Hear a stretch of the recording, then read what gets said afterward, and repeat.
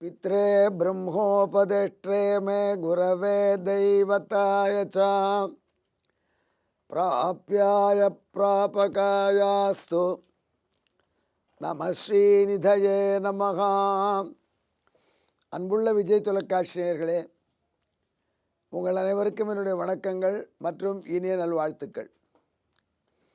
இப்பொழுது நாம் அன்னை லக்ஷ்மி தேவியின் 1000 திருநாமங்களிலே 775வது திருநாமத்தை அதன் பொருளுடன் அனுபவிக்கக்கூடிய பாக்கியம் பெற்றிருக்கிறோம்.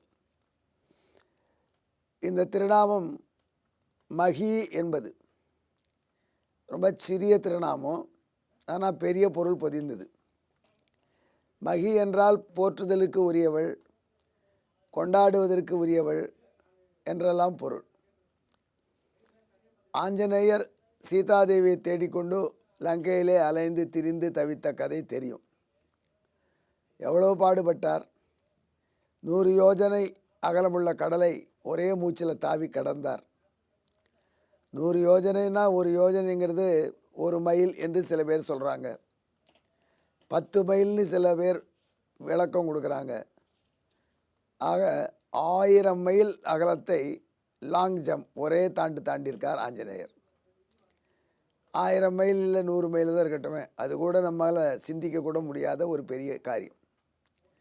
ஒலிம்பிக்ஸ் எல்லாம் ஆஞ்சநேயர் இருந்தால் எப்படி ரெக்கார்ட் பண்ணியிருப்பாரோ அப்படி ஆஞ்சநேயர் அந்த கடலை தாவினார். தாவி சுவேலமலையில் நின்றார். கொஞ்சம் கூட வேர்க்கலையாம், அவருக்கு கொஞ்சம் கூட களைப்பில்லையாம். இன்னும் எவ்வளவோ மைல்கள் தாவ முடியுமே என்று பேசினார் என்று வால்மீகி ரசிக்கிறார். அந்த இரவில் லங்கையில் போய் சந்திரனுடைய வெளிச்சத்தில் சீதையை தேட எத்தனிச்சார். பல இடங்களில் சீதையை தேடி பார்த்தார். லங்கையில் ஒரு சதுர அடி இடம் கூட விடாமல் தேடினார். ஆனால் சீதை அவருக்கு கண்ணில் தென்படலை. இவ்வளவு சிரமப்பட்டிருக்கார் சீதைக்கா அன்று ராத்திரி ஆஞ்சநேயர்.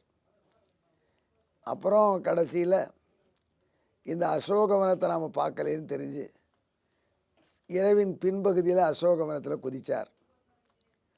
அங்கே ஒரு மரத்தடியில் சீதாதேவி அமர்ந்திருக்கா. அந்த மரத்தில் தான் இவர் தாவியிருக்கார். தான் இருக்கக்கூடிய மரத்தின் கிளைகளுக்கு கீழே நோக்கினார். மெல்லிய தீப்பந்த வெளிச்சத்தில் அன்னை சீதாதேவியை பார்த்தார். முன்பின் சீதையை பார்த்ததில்லை, ஆனால் ராமன் சொன்ன அடையாளங்கள் எல்லாம் இருந்தது. அதை வைத்து பார்த்தார்.